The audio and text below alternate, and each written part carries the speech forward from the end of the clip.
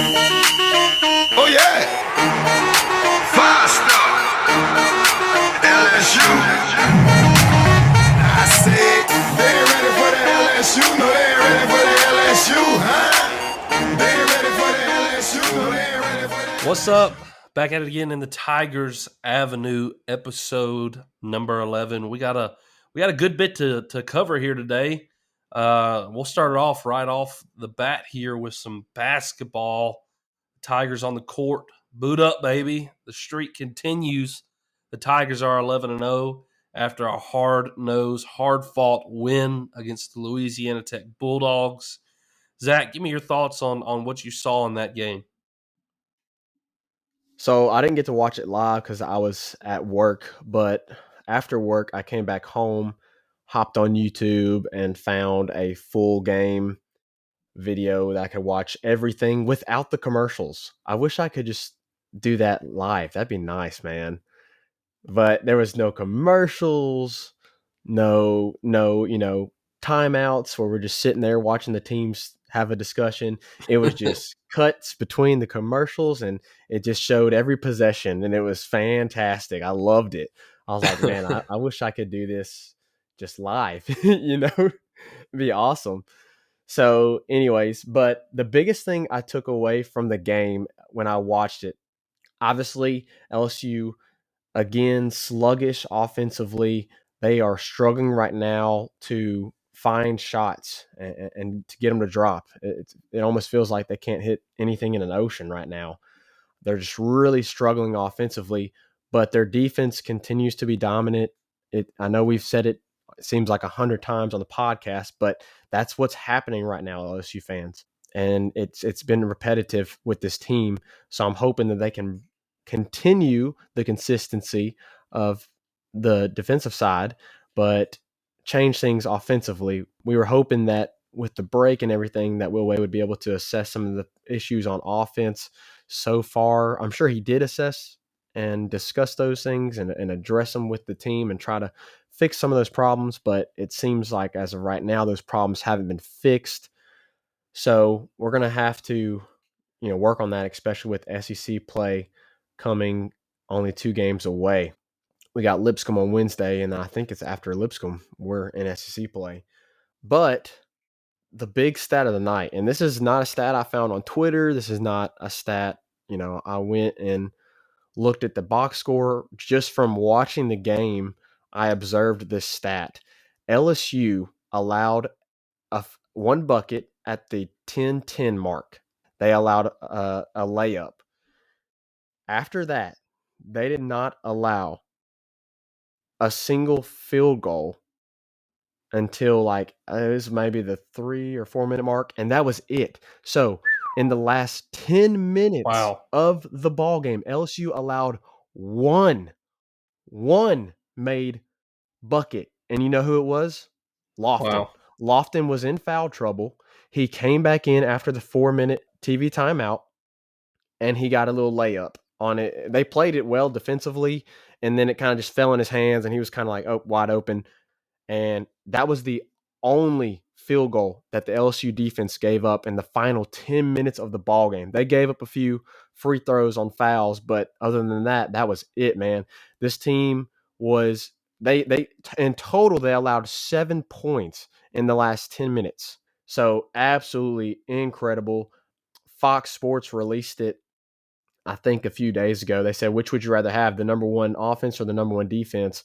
And the number one defense, of course, is your LSU Tigers, and they continue to shine brightly on the defensive side of the ball, which is it's just weird, Reagan, because they're struggling offensively, but they're so dominant defensively, and that's just not what we've seen from Will Wade. I know we've talked about it a lot, but it's just weird because we're so used to seeing that high-scoring offense, and we're not seeing it right now. We saw it at the beginning with some weaker opponents, and they're starting to struggle, and it really worries me. It has me worried going into SEC play, but luckily this defense travels, and so I'm excited to see how they play defensively when we get into SEC play, but the offense is definitely going to have to get fixed as we get into SEC play. During SEC play, you're definitely going to see probably the Tigers' first loss once we hit SEC play. And I would not be surprised with how they're playing offensively right now if it comes against Auburn. I don't know if we're going to record before the Auburn game, but I believe we will. So I'm worried about that game offensively for our Tigers. Yeah, we'll see how the Tigers do once we enter SEC play. Offensively, I don't think the scheme of the offense is a problem. I mean, they have had plenty of open shots that are not very contested shots that should be made. And the issue has been they're just not falling. They're just not making the shots. So I don't think Will Wade has schemed the shots to be open, but they just aren't hitting. And we've got to start hitting shots to pull ahead. I mean, I don't know how many games in a row this is where it feels like the first half is a struggle and the second half they dominate. I mean, offensively, if we would play like we do in the second half, in the first half, I mean, our offense it wouldn't be a problem, but it's just like we they gotta, scored 40 in the second yeah, half. exactly. So I mean, if you score 40 in both halves, that's 80 points. It's so, and if you complement 80 points, in this game, you're not going to get 80 points every game, but like if you're able to do offensively what you're able to do in the second half recently in a full 40 minutes, both halves, this team can be a major problem because, yet again, this is another team that falls short of 60 points against the LSU Tigers because of this impressive defense. But you've got to start hitting the open shots. These shots are there. They need to start falling. So I really don't lay this at the feet of Will Wade because I think his offensive scheme gives you open shots. And like we've said, this has never been the issue. I mean, LSU's offense with Will Wade has always been, high powered, fast pace, a lot of points. And I think you're still doing the same things that Will Wade has done in the past. The shots just aren't falling like you would want them to on a regular basis. And you're having to fight back into games. You're having to, have some bare knuckle fights every now and then. And I really think that's what this game was. It was a hard fought game. Even though the Tigers got down in the first half, it just never felt like they were out of it because you know what this team is made of, and you know this team can shut someone down, especially the Louisiana Tech Bulldogs. After this win, though, the Tigers do move up 2 spots in the rankings. They were previously number 19. They are now number 17 in the AP poll. And LSU is one of only 6 teams in the entire country that are undefeated still. And they are the lone standing SEC team to be undefeated. We really hope for this to continue, this success, but you got to complement your defense. Now, we'll preview the Auburn game when it comes to it. Auburn is a very, very, very high scoring team. They are offense, offense, offense. So we're really going to look forward to a big time battle in Auburn, Alabama, uh, with LSU's top defense against their offense that seems to be mostly led by freshman Jabari Smith. That has just been incredible all season He's long a for first them. rounder, bro. He's a freak show, and I really want to see what the Tigers can do against them. If the Tigers go into Auburn, Alabama, and come out with a win, hey, I I think we can beat anybody in the SEC. If they go in there and in Auburn, hang a W, I think we can compete with anybody. I think we can compete with Alabama because I think Auburn in the SEC probably has the most elite offense there is. Now, Alabama's is definitely comparable to Auburn's because they like to play extremely fast. I'm looking forward to seeing that battle between the two of them. Let's discuss the Lipscomb game here a little bit. What do you expect to see from the Tigers on Wednesday night in this game? I think the defense is going to continue to be dominant. Let's get this straight. This is a cupcake layup game. The Tigers should win this by a ton, and we shouldn't really look into this game a lot. Now, if they struggle offensively in this game, I think, that's a bit worrisome, but I think you'll see the offense thrive in this game just because of the caliber of opponent. The defense is going to look great. The offense is going to look great, hopefully. I expect Tigers to win big. The ESPN Basketball Power Index gives LSU a 99% chance to win. That's the biggest percentage I've ever seen. So, yeah, that's what they think about this game. So there's not really much to say other than expect a blowout. Yep, one more tune-up game in the non-conference before we hit SEC play. Just to kind of put her into perspective with Lipscomb, we beat Belmont 83-53, a 30-point win. Well, Belmont beat Lipscomb by 29 points. Just to put, to give a comparison there, we've played two teams. We played the same team. They've played Belmont. We've played Belmont. We beat Belmont by 30, and they lost to Belmont by almost 30. So you really hope to see the Tigers tune some things up in this game to get themselves ready for this last non-conference game before we hit Auburn. And speaking of basketball, at the end of the show, I have a surprise for my brothers, Reagan, and our brother Simon is actually here right now. Simon, say hey. What's up? At the end of the podcast, before we call it quits, I'll have something to say. But anyways, we'll move on. Interesting.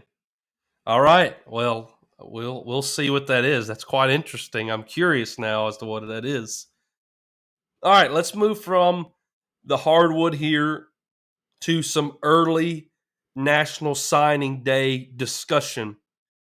The LSU Tigers, they finished with 13 signees on early day. And Zach, just, considering all things, when you go through coaching change, when you go through such upheaval in a program like LSU is going through right now, you typically have a very down year in recruiting. Now, this is not going to be the normal signing class that LSU is used to, but for LSU to sign 13 guys on early signing day was really good. This was a great foundation to that LSU laid to finish out this recruiting class from now until February on actual National Signing Day. Just to give you a comparison, Les Miles' first year at LSU, he signed 13 guys. Period. Like that was it. And LSU signed 13 on early signing day. So this is a great foundation for Brian Kelly and his staff to build off of. And I think he really did a great job getting, some things, solidifying the guys who are already committed and getting some guys in positions of need. For instance, I think the biggest need for this entire team is O-line, and he signed, if I remember correctly, 4 offensive linemen. I'll give you the list here of signees. You had Fitzgerald West Jr. out of LCA, Dude, I'd love to have Larry Louisiana. Fitzgerald. Come on. I know he's old, but come on. He's an offensive lineman out of Lafayette. You got the big fish that was uncommitted.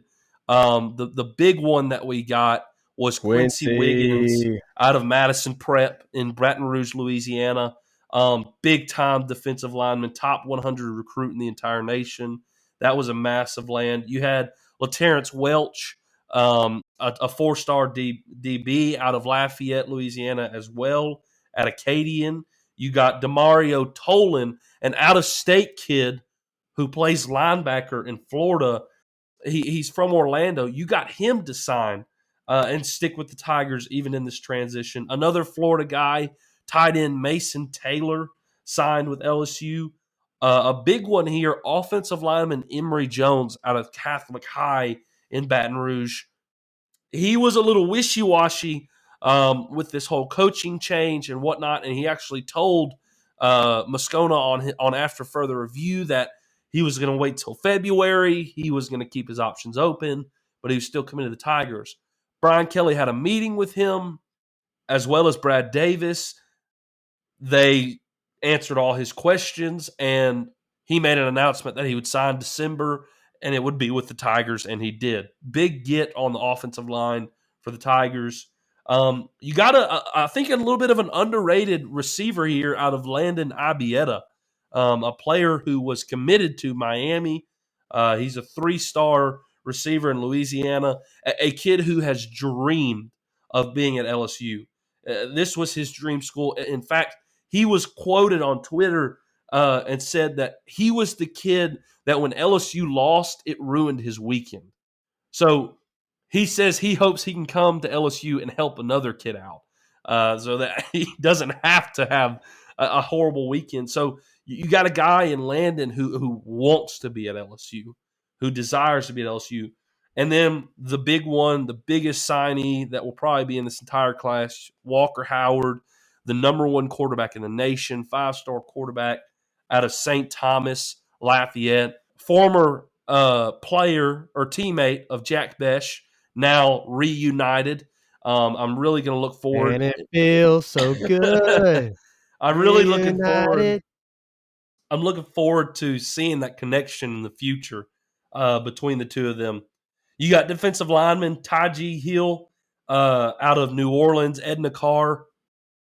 He's a 3-star, but he was very highly recruited to be a 3-star. I really think he should have been a 4-star. I mean, there was teams like Alabama all over him.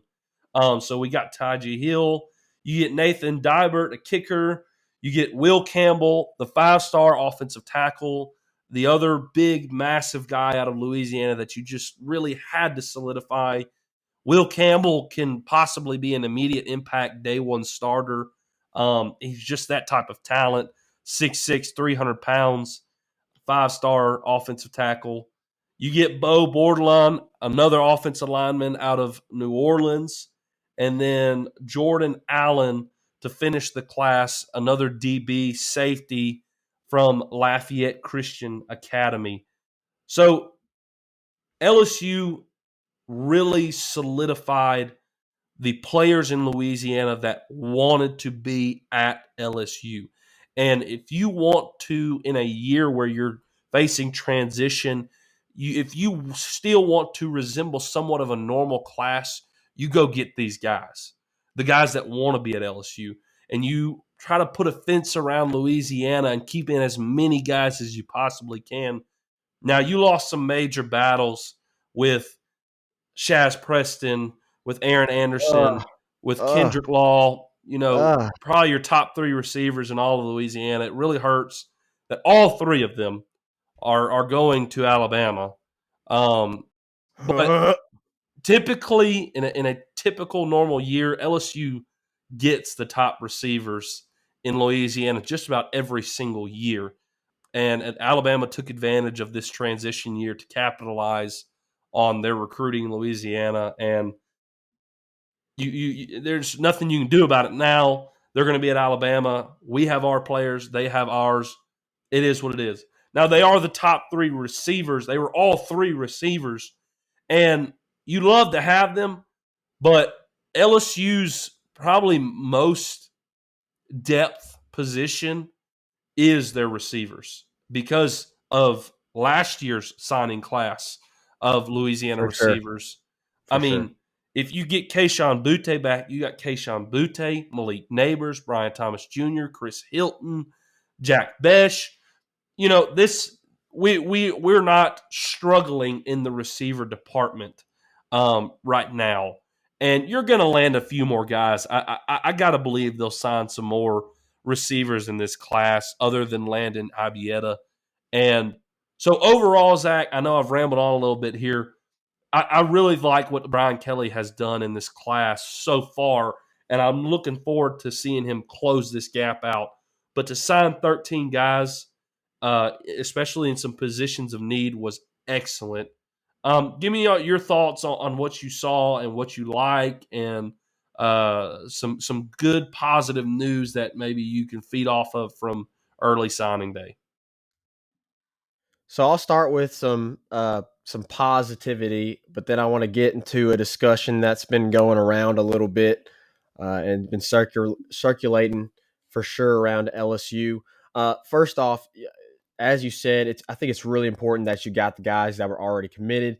A lot of the guys that you have in this class, they're LSU guys, and you're like, well, duh, they're committed to LSU. No, I mean they wanted to come to LSU.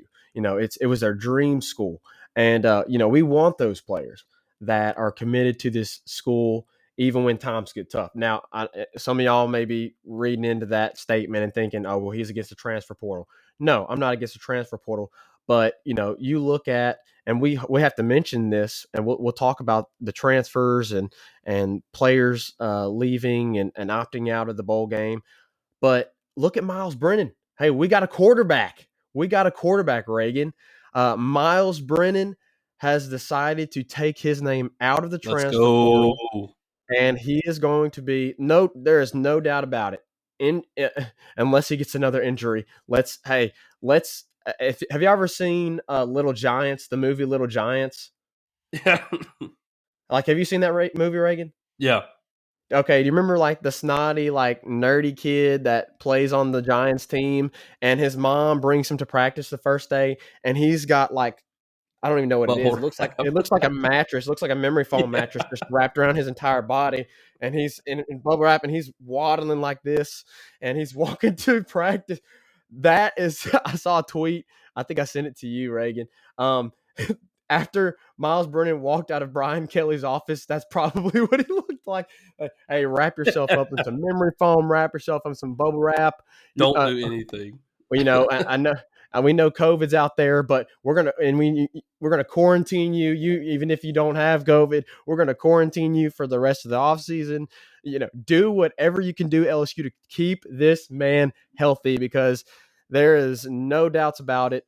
Barring injury, Miles Brennan will be the starter, and he will be taking the first snap when it comes to the 2022 LSU football team. I think that's definitely a huge, huge positive for this team. Getting all the recruits that you did, keeping a lot of the in-state guys. Also, you lock up somebody like Tyjee Hill, who was looking to flip. You lock up somebody like Quincy Wiggins, and Jacoby Matthews is still on the board. And I don't know if you saw it, Reagan, but on Twitter today, there was a lot of current LSU commits that were really pushing for him, telling him to come home, to stay home. And so we hope Jacoby can stay in Louisiana once he signs in February. There's a lot of other players out there that LSU is going to get, so just wait and see. And see the end of this recruiting class and what it's going to come to, because right now you're sitting at number 18 nationally. And you can only really go up from there by adding players. So I'm looking forward to that. Reagan, I think we got to talk about this NIL. It has been a big conversation here recently in these last few days. Jacoby Matthews being the center of that. When he got down to his last few teams that were listed at the beginning, Alabama and A&M, they weren't even in that conversation. He goes to a camp, he talks to a tight end commit, and he tells him about the NIL deals that he's got with these other teams, and all of a sudden, Bama and A&M enter the picture for Jacoby Matthews, and that is because NIL. Yeah, there's no question that LSU has got to solidify some kind of, program, some sort of, organization to NIL, because you're absolutely right. You will lose players if you don't capitalize on the NIL situation. Players want to make money. If you're offering a kid $100,000 who economically comes maybe from not such a high status. Like why would they pass up on that, right?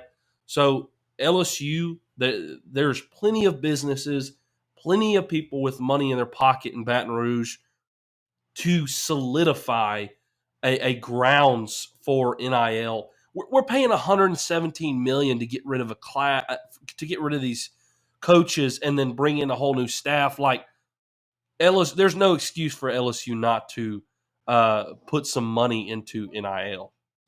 Let's talk about transfers here a little bit because this kind of ties into NIL as well and has affected LSU in the transfer portal when it comes to NIL as well, specifically and namely Elias Ricks, who has announced his allegiance to the Alabama Crimson Tide. Man, it's really it's that a just gave gut me COVID. punch. It's a gut punch. But I can't blame him for doing it. He's been here for 2 years. He's had 2 incredible years. For himself, he's had 2 good years when he's played, and the disaster that was at Orgeron, going 500 both seasons, the upheaval of the whole staff now, his 3rd year, going into his junior year, his money year. You can't blame the kid for doing it, and you can't blame Max Johnson for doing that as well. He'll be going to Texas A&M with his brother Jake Johnson, who signed to A&M. There's no question that Elias wanted NIL deals, and nobody got more NIL deals on LSU's football team than Derek Stingley did. And I think that ate at Elias, that he was this incredible DB just like Derek, but he wasn't getting the NIL money by any means close to what Derek was getting. And with everything that's happened, with the coaching mess behind the scenes, with LSU going 500 2 years in a row, now you're having to flip the script on the whole staff, and you're not making money. But Alabama's right here going, hey, we can give you all the NIL deals you want, and we're the most stable program in the country. And hey, while you're at it, you might win a national championship. You can't blame the kid for doing it. You just can't. Listen. In the words of the Jeremy Hill, one of the best backs at LSU, Eli will forever be known as Elias Durant. If you can't beat him, join him. I don't blame the kid for leaving, but man, don't go to Bama. Don't go to Bama. It's really stinks that he's going to Alabama because now you got to see him, right? You'll only see him for 1 year because Elias is going to be declaring for the draft after his junior season. There's no question about that. He'll probably be a top round 1 pick. But yeah, it definitely stinks that he's going to Alabama. I don't blame him for everything, the situation, but man, the fact that he's going to an SEC West team, and that SEC West team is the Alabama Crimson Tide, just makes you sick to your stomach. It just makes you want to throw up. Other news in the transfer portal, Max Johnson, obviously, like I said, is going to A&M. We'll have to see him now. I really honestly don't get the A&M transfer as much. In my opinion, if I'm Max, I'm going to go somewhere where I'm going to start, like guaranteed. I don't think he's guaranteed that at A&M because once Haynes King is healthy, that's going to be a battle. I don't think that Max Johnson is going into A&M with Jimbo Fisher just saying, "Oh, I got the job," or Jimbo saying, "You got the job." Like, If I think he's going to have to fight for that. If so, then we'll see something from Haynes King soon, like him transferring. Yeah, And if you absolutely. don't see that, then that decision gets even more questionable. And the Calzada thing with him transferring, I mean, that's obvious, right? You have Haynes King, and now you're adding Max Johnson. It makes sense for him to leave because he wouldn't have started over Haynes King anyways, and I don't think he's going to start over Max Johnson either. So that makes sense for him. But for Max Johnson, that's where he's going. We all knew he was going to be there with his brother. wherever his brother went. His brother signed with A&M, and of course he declared for A&M. Other transfer news: Tre Palmer as well has entered his name in the transfer portal. Again, LSU is not lacking the receiver department. You like to have Tre Palmer back just because of his speed and what he brings to the table, but he's kind of gotten buried into the depth chart. And going into his senior season, I'm not exactly sure. You don't want to be buried into the depth chart. If he goes up to Nebraska with Mickey Joseph, he'll be a day one starter at Nebraska, and he'll probably catch like 80 to 85 catches in a season and have a breakout year. So that's the other negative news for transfer portal. And regarding Tre Palmer, it's also been rumored that he kind of was told to leave. I don't know if you heard about that, Reagan, but apparently he was. This is the rumor mill. It's not fact. This is just what we've heard. But apparently he was late to a meeting. BK kind of got on him a bit. I don't know if how much of that is true. I'm just letting y'all know what the rumor mill was on that story. And so it's definitely interesting. But he very likely will be going to Nebraska, like you said. I heard that rumor, but to clarify a little bit, it was like BK said something to him, like, "Hey, you don't need to be late." And then, of course, like we said, this rumors. Tre Palmer gave him some lip back, about being late, and then BK was like, "Hey, you can get out of here if you're going to be that way." Then, and with him being buried in the depth chart, with Mickey Joseph being at Nebraska, and him having the opportunity to go there, be a day one starter, and then I don't know if that whole story is 100% true, but if it is, and something like that happens, right? There's an outlet to exit, and that may Yeah. have just finished the Put him deal over for the Tre hump. Palmer, Yeah. right? Yeah, send him over the edge. So I wish best of luck to all of those guys in their new destinations. Of course, there are other LSU players in the portal as well.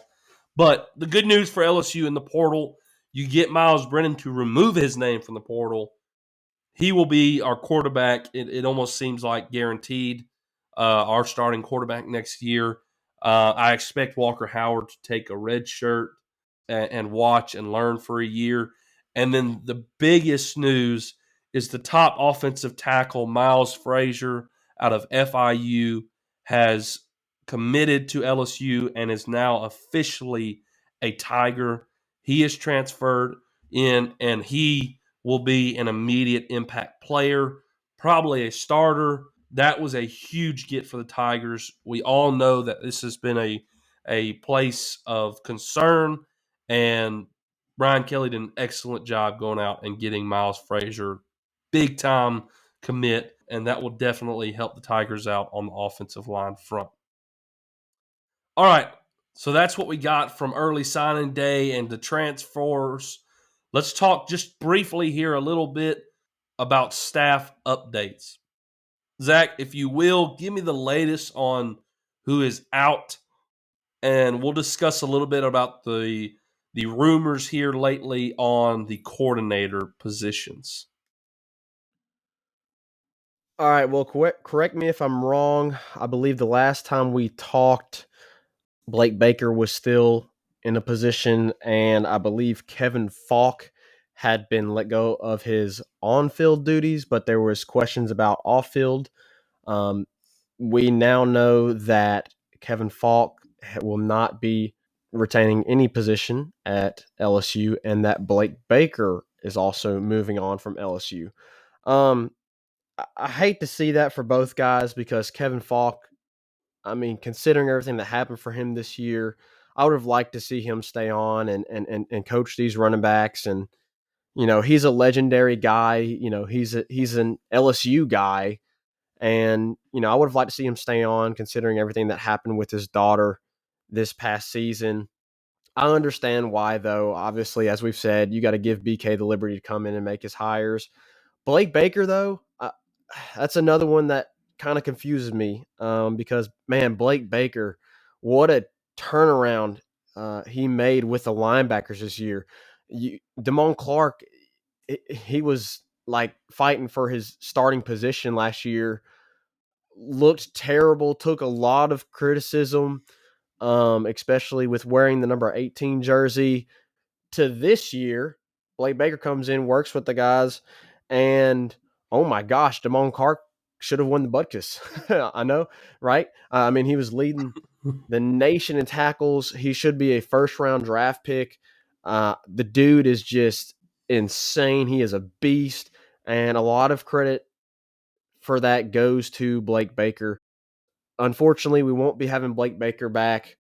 But again, I think a lot of that has to do with the DC hire. A lot of the times, the defensive coordinator is also coaching the linebackers. You see that a lot in college football for you average listeners that don't really know much about the hierarchy and coaches and roles and positions and all that stuff. A lot of times you see the DC take over the linebacker position or another position. And specifically for Brian Kelly, you've seen that a lot under his tutelage. You've seen the DC take over and coach the linebackers. So I think that also has a huge play into this. It hurts to lose those guys, but we thank them for their time here and what they've done with the running backs and the linebackers. But we're going to trust in BK and trust that he is going to make the right hires. And I'll let you talk on that, Reagan. Some big names that we've heard so far. One that we aren't as familiar with, but definitely a big name coming out of the NFL. And then one that we are familiar with and that we're excited about if he is the guy. Yeah, the two latest names, and we've discussed, and we won't go over it again. We've discussed who we want, who we would like to see, all that, but all that really doesn't matter. It comes down to who Brian Kelly's going to hire. And the two latest names that we've heard, and it almost makes sense with the Blake Baker exit. Matt House, the Kansas City Chiefs linebacker coach, has been rumored and heard of in the name of the defensive coordinator job. And it would make sense to get rid of Blake Baker as a linebacker coach if you're going to hire the Kansas City Chiefs linebacker coach to come and be your defensive coordinator. You would almost immediately expect him to take over as linebacker coach, as well as the defensive coordinator role and running that defense. Specifically, you would expect him to take over at linebacker. The other name you've heard at OC, which is the one, most people may be a little bit more familiar with, is Mike Denbrook from Cincinnati. And this is an exciting name, a name that, maybe a little bit splashy because of what Cincinnati has done the past few seasons offensively. Desmond Ridder has developed into a great quarterback. And, man, Cincinnati's offense has always produced under Mike Denbrook's tenure at Cincinnati. So, Zach, give me your thoughts on these two guys. You got Matt House, rumored as DC, Mike Denbrook, rumored as OC. Give me your thoughts on if these guys were the guys and they were the ones to be hired, how would you feel and what would your reaction be? Well, I think you alluded to this a little bit, but it certainly looks like Matt House is going to be the guy, especially with the Blake Baker move and the rumor of Matt House coming and Blake Baker announcing his departure. That timing, lines up and certainly looks like he is going to be the guy. I got to be honest, Reagan, I don't know much about Matt House. It's going to have to be something that I look into and research. So I'm not sure how I'd react to that. I wouldn't have some like, oh my gosh, why the heck did we hire this guy? Or a, wow, we just hired this guy reaction because I don't really know much about Matt House. And that's me just being candid. I have to look into it a little bit more. Him coming from the NFL does excite me, and obviously anytime you get a guy from an upper level like the NFL, it's really exciting and encouraging to see that guys that are in the NFL are wanting to come back down to the college level and coach under BK. Mike Denbrock, I would be elated. You've seen Cincinnati. He's been there, I think, the last 5 years, and Cincinnati has had a high-scoring offense all those 5 years. He's done a phenomenal job there. Obviously, it seems like he could potentially be the guy with there being no announcement still. He's still got the college football playoffs coming up. So, all that looks promising. I'd be excited to get him. But as far as both of them go, again, as I said before, you just got to trust that BK knows what he's doing. He's vetted candidates, and you just have to trust his process. But I'm elated either way. Absolutely, and I think that's what, as LSU fans, as Tiger fans, this is what we need to do, is trust who he's going to hire. He's known for making incredible hires, so just relax, wait and see what he does, and trust his process. He's been successful everywhere he's been. A little bit of info on Matt House. He has some SEC experience. He's been at Kentucky before, I believe, as linebacker coach. So he does have SEC experience. That's great. That's just a little bit of tidbit that I know about him. But we'll get some more info on him, a little bit more background, and we'll relay that all to you. All right, I think that's all we got for you in episode 11 of the Tigers Avenue. We'll put a lid on this jar. We appreciate you. Wait. Oh, yes. Zach we have a surprise. Oh, he's got a surprise. I almost forgot. Yes, we have a surprise here in episode 11 of the Tigers Avenue. So we have talked about this for a little while, and Christmas is coming up. I want to announce to my two brothers their Christmas gifts on the show tonight. We have been wanting to go to the PMAC. Oh, boy. We've been to Alex Box Stadium. We have been to Death Valley, but we have yet to go to the PMAC. And what better year than to go this year with this LSU basketball team that has been so dominant. So my brothers and father, when he listens to this podcast, we'll have to make sure he listens to his podcast so he can hear the announcement of his Christmas gift. On February the 16th, all four of us will be going to see LSU versus Georgia in the PMAC. Yeah. In Baton Rouge, Louisiana. I've bought tickets for all four of us. That is Merry Christmas to me. Merry Christmas to y'all. And Happy New Year. We're going to go see the boys boot up. Baby. Absolutely. I'm excited about it. Of course, I had to make sure we got a game that we are almost certain to win, because who wants to travel that far and see a loss? Exactly. Yeah. So we're going to go see the Tigers take on the Bulldogs February the 16th. I'm super pumped. I'm super excited. And now it's a little bit higher up. It's not all the way up in the nosebleeds. It's kind of, I wasn't going to be, giving y'all like $200 Christmas presents because, I'm a podcaster. I'm broke.